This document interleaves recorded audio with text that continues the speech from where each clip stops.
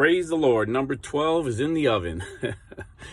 So my son Timmy, who you've seen on this show, he helps me, him and Nick. Usually Timmy's my middle son, Nick's my youngest. They usually help me when I do Zoom meetings. So Timmy's wife, Elizabeth, just found out she's pregnant with their third child. So please pray for Timmy and Elizabeth and the unborn baby. So funny story before I get to the topic. Funny story, my son Timmy and I were playing 21 the other day, basketball. And I proved that I'm still the trash talk king. Back in the day, I was the trash talking king. And my secret was I was born with the skin of an alligator. So you could trash talk me all day long and it won't affect me. And so just like in a physical fight, if you're stressed out and tense, you're not going to think clearly. You're going to lose your cardio really quick. But if you relax, and the best way to relax is to laugh. I mean, one of my greatest MMA fighters of all time was Randy Couture. At 40 years old, his cardio was way better than the 25-year-old guys that he tapped out on a regular basis. And if you noticed, if you ever watch any of Randy's fights, he was always smiling. Randy, they called him the Happy Warrior. He was always smiling in the corner, but he would put a hurting on you. The classic Randy Couture was when the young Tito Ortiz was trash. Tito Ortiz thought he was the king of trash talking, and Randy didn't like the trash talk. A real classy guy. I just trash talk for fun, but Tito was like saying some really nasty things about Randy Couture being an old man, and he's gonna retire after he fights Tito. I think Tito was the champ at this time. He's like 27. And so they asked Randy, who's always, very polite and classy, what do you think of Tito saying you're an old man? He goes, I think Tito needs a spanking. So sure enough, Randy dominated the fight so much that he literally put Tito over his knee and spanked him, and the crowd went crazy. I was hysterical. That was, like, to me, the best moment in sports was when Randy Couture literally spanked Tito Ortiz. That was hilarious.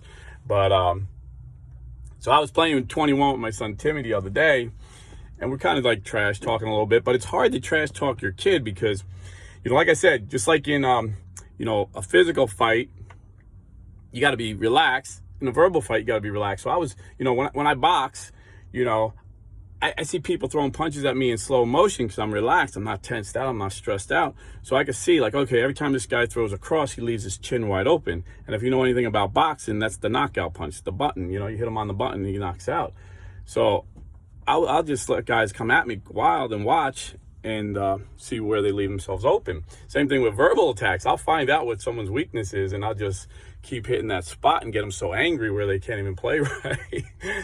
But you don't want to do that to your kid. It's hard to trash talk your kid, but I got him. So he's trash talking me the other day. I got bad knees, so I'm kind of like, don't move like I used to. And I just said, yeah, well, I slept with your mother. He had no answer to that one. He was done. He was done. And I got a layup in on him. So anyway, dads, if you're ever trash talking your kids, tell them, hey, I slept with your mother. So St. Paul tells the Ephesians, fathers, do not provoke your children. And he tells the Colossians the same thing. So Ephesians 6:4, and then Colossians, I wrote it down, 3:21. St. Paul says, fathers, do not provoke your children to anger. Some versions say wrath, And, St. Thomas Aquinas said virtue is never found in the extremes. So I'm gonna get to what that means. That doesn't mean you want to spoil your kid like that girl in Willy Wonka. It's like, Father, get me a golden ticket. I want a golden ticket. That anger, that needs to be spanked. Spare the rod, spoil the child. There's balance in the Bible. But I'm gonna get to not provoking your children in a second. But first I'm gonna tell you what it produces, and then I'm gonna tell you what I believe the Bible's teaching us here. Now, I don't come to you with any fancy words. I don't come with you with any credentials. I have no fancy degree in psychology or psychiatry, but what I have, I give to you freely. What I have is 38 years of marriage, ups and downs, and I'll tell you all the good, the bad, and the ugly as we go along on this channel. And I have 5 children that are all married with children of their own, and I got my 12th grandchild on the way. And I made mistakes with them as well, and I've done some things right, and this is what I share with you. It's like my friend said, I try to tell my kids, I've walked this path. I stepped in the crap. I'm telling you where the crap is so you don't step in it, And so anyway, this is what I offer you. And I consider my 5 kids and my wife my 6 best friends. They're the closest people to me, and we're friends. We're friends. We're close. We're very tight. And anyone who knows us always notices that. And so that's what I have to offer you if you're interested. And so provoking your kid to anger, what does it produce? The late Charles Colson, I believe, who was a very strong Christian man. If you don't know who Chuck Colson was, he was one of 2 men that didn't throw Nixon under the bus. Nixon had like 12 advisors, and they all ratted on him. And Chuck Colson, ex-Marine, and G. Gordon Liddy, I think was a naval officer, if I'm not mistaken. They stayed loyal to the president, and they went to jail. And while Chuck Colson was in jail, he found the Lord, and he wrote a best-selling book, Born Again. But he seen the need in prison, and he said, these prisoners are hopeless. They have no encouragement. They have, some of them want to, reach out to their kids and reach out to their parents and be better. So they would provide presents for the prisoners to give their kids when they visited them. And then they had this idea. They asked the warden, and the warden said, yeah, that's a good idea. We'll do this. On Mother's Day, they had the prisoners do crafts. They brought in all kinds of crafts. And the prisoners, the day before Mother's Day, the prisoners got to make a present for their moms. And the warden said he's never seen such high morale. He was so happy. Every prisoner participated. Some people built birdhouses. Other people drew pictures. Other people made beautiful poems and cards. I mean, these people went deep in their heart. They loved their mom so much. They just wanted to show the mom, I'm sorry, I disappointed you, And the moms came, and there was crying, there was hugging. The Lord really moved that day. And the warden said, let's do this for Father's Day. And so they went and spent the same amount of money, got the crafts and everything, told the guys, hey, you got 2 hours, you can get out of your cell, free time, and make crafts for your dad. And not one single prisoner left his cell.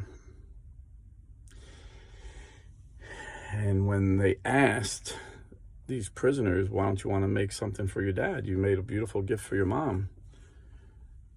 None of them knew their dad, or they hated their dad. They were all angry at their dad. Fathers, you are important to your children. This is how important you are to your children. And some dads are around, and they want to toughen up their boys. So they're mean, and they won't show affection and love. And here's something scary to think about if you're one of those dads. This is true. I try to search it, but Google now, they're not going to let you find this study. But I remember reading it and hearing it, and I got a pretty good memory. I remember hearing it over 30 years ago. My preacher, and he cited it. I think it was Harvard or Yale. It was an Ivy. I remember it was an Ivy League school. They did a study on 10,000 homosexual men, and they all had different backgrounds, socioeconomical backgrounds. But the one thing they all had in common was they didn't like their dads. Either their dads were mean, harsh, distant, or not there. Fathers, you're important to your children. And, I remember, all my kids were rough. They wrestled, played football. I got some pretty rough kids. Even my daughter is pretty tough because my wife never babied her. I called her my little princess, but my wife, she balanced it out the other way and made her suck it up whenever she would start whining, and plus she had 4 brothers. But But I remember it was a homeschool thing, and it was, it was a Saturday, so, I figured all dads would be there, and I was the only dad that showed up there. And, so I'm talking to all these women, and my son fell from the top of the slide, and he's like 5 years old. He fell from the top of the slide, and because he was trying to climb, and he slipped, and he gets back up, and he wipes the dirt off, and the woman I was talking to was like, man, your son is tough. My son would have cried like for hours if that happened to him. How'd you get him so tough? And I'm like, I don't know. I said, and then when we're leaving, kids ran up to me, and I was hugging and kissing my kids. She's like, oh, you're so affectionate to your sons. My husband's like, wouldn't do that. He doesn't want to make them babies. He said, they got to be tough. And I said, well, that's, with all due respect, that's probably the problem. My grandfather was like, my father and my grandfather came over from Italy. People were afraid of my grandfather. And my dad, he was tough, street dude from Newark, street fighting guy from Newark, New Jersey. They were tough dudes. And whenever we would greet each other and say goodbye, we always kissed each other on the cheek and gave a hug. So, that doesn't, it's doing the opposite, So fathers, love your kids, show affections, your boys and your girls, let them know you love them. And but what does that mean? Do not provoke them to anger. We don't want to spoil a kid like that girl in, Willy Wonka, or these spoiled kids that yell and scream, and, you got to have balance. So, the Bible also says, spare the rod, spoil the child. Me and my wife, we were young Christians. We read the Bible. We seen that. So we used the rod. We spanked our kids. But we had good direction. We didn't just spank them out of anger. That's the worst thing to do. If you, and I'm not telling you to spank your kids, 'cause I don't want to get sued here. I'm just telling you, whatever discipline you do, you're not doing it to win a fight. You're not doing it to prove you're the boss. You're doing it to discipline them in the Lord, because you're looking long term. So the only time we would spank our kids would be when they were direct defiance. When you tell them to do something, they say no. Like, that is willful defiance. Silliness, doing something wrong, forgetting a chore, forgetting this. Pick your battles wisely. And my first kid, we spanked the most. Second kid, second most. By the time we got to Timmy, I don't think Timmy, Nick, and Becca, my three youngest ones, were ever spanked, because they knew, just like the oldest guys, by the time they were 5, they were never spanked again, because they knew if we told them do it again, they're going to get spanked. You can't give a veiled threat. A threat only works if they know you're going to do it. But so, it's like Dr. Dobson gave a analogy of an elephant a long time ago. He said, they chain baby elephants, so the baby elephant knows he can't leave. They keep that chain on when they're a full-grown elephant, could easily break the chain, but they're conditioned to obey. So your kid could grow up and be able to kick your butt. He could be, high school champion wrestler, boxer, whatever. But he's got that instilled from a child, that chain holding him. So that was the theory. And plus they learn. And if it doesn't just say, fathers, do not provoke your kids to anger. It says, instead, I believe it's in Ephesians, training them up in the discipline of the Lord. So there is discipline. And then in Colossians, it said, don't provoke your kids to anger, because you'll discourage them. You don't want to discourage them. You want to always be encouraging your kids. And when you discipline, it's out of love. You're telling them, I'm doing this because I love you. If I didn't love you, I would let you do whatever you want. So it's always out of love. It's not always like, I'm right, you're wrong, and choose your battles wisely. And as they grow up, like I said, my 2 oldest guys, we spanked, but by the time they were 5, they never had another spanking again in their lives. The 3 little ones, they knew from watching the older ones, they better listen, and they never got a spanking. And, now they're all Christians. My 2 oldest ones are still in the, evangelical tradition. My 3 youngest ones are with me in the Catholic Church, but we all love the Lord. We all love each other. We all love the Bible, and they all love their children and their spouses. And, what more could you ask for, honestly? But I'm not saying everything went perfect. I tell you a story. My second youngest kid, I was in juvenile, going to court when he was a teenager, waiting on the lawyer. And he's getting nervous. He's like, man, hope the lawyer's not late. And I said, you know what? And I was honest. Like, he was like, always wanted justice and fairness. And he was a real smart kid. And I said, you know what? You'd be a good lawyer. And guess what? He became a lawyer. and he's a Christian man and he's a lawyer. So, you know, the Bible also promises, train up a child in the way he should go, and in his old age he'll come back to it. So, you know, he came back to it at a young age. He was like 18 or 19, and he got it together. And some people, it's later. You know, Billy Graham's son Franklin Graham was an atheist until I think he was like 35, and he came back. And you know, St. Augustine, his mother, his mother was a saint and prayed for him his whole life, and it wasn't until late in his life that he converted. So just because your kid hasn't come back now doesn't mean he's not gonna. So don't give up. Don't be discouraged. Pray for your children. And fathers, do not provoke your children to anger. You know, it doesn't say parents don't provoke your children to anger. It don't even say mothers don't provoke your children to anger. It says fathers, because fathers tend to be a little more passionate. We tend to piss our kids off more because we're two men, you know.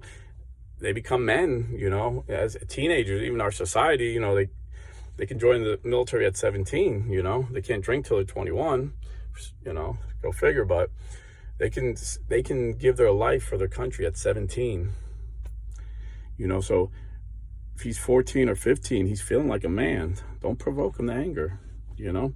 And like I said, there could be ups and downs, but, you know, be faithful to the word of God, be faithful to the Lord, be faithful to the church. And, you know, one day they'll be your friend, you know, they'll be your friend. And you can trash talk them. God bless and stay Catholic.